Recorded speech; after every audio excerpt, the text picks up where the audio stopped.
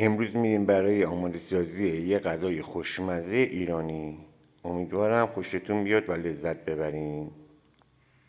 میریم ادامه ویدیو و آموزشش رو با هم میبینیم. سلام، امیدوارم حالتون خوب باشه. رسیدیم به آماده سازی یه غذای خوشمزه به اسم تاس کباب. ابتدا مرغامون رو سرخ میکنیم کامل.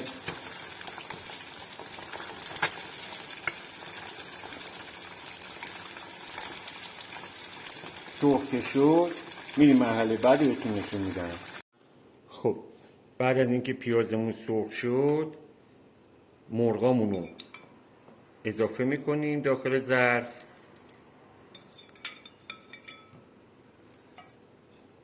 و کف مایتابمون میچینیم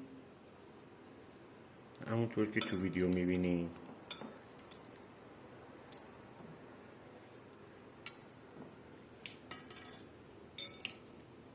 بله، بعد از اتمام این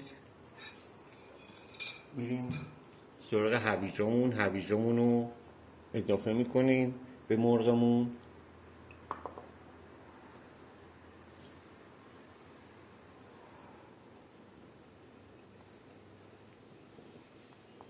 دو تا سه تا سیرم حلقه کردم، من اضافه میکردم به غذامون برای طعم بهترش.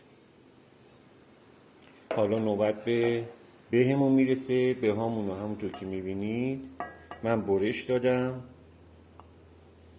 دوستان این غذا رو میتونید با گوشت قرمز هم درست کنید. البته وقتی که خواستیم با گوشت این غذا رو آماده کنید یه مقدار دنبه بهتره که بهش اضافه کنید. با گوشت بوقلمو هم میشه.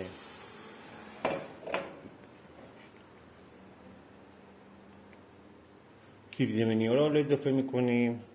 سیب زمینی هم حلقه شده است.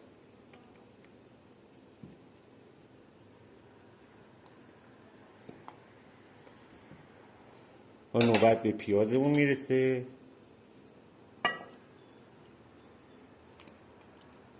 حدوداً میذاریم روی دربشو میذاریم برای 2 ساعت میذاریم که کامل عمل بیاد. حالا در آخر سر ادویه‌مون رو به رب اضافه کردیم و 1 لیوان تا 1 لیوان و نیم آب جوش روی موادمون میریزیم.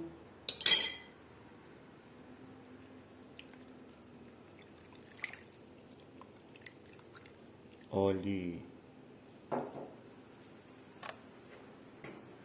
میریم برای 2 ساعت بذاریم کامل بپزه. میبینمتون.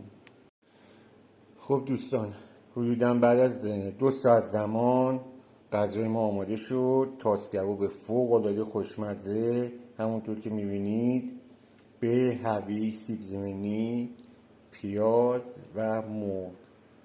امیدوارم که شما درست کنین و لذت ببرین.